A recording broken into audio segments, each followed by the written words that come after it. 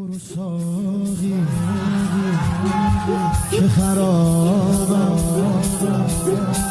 برو ساقی که خرابم. اون قده گفتم علی علی علی علی علی علی علی علی، خودم یه پا شرابم به جنون میسم خمار.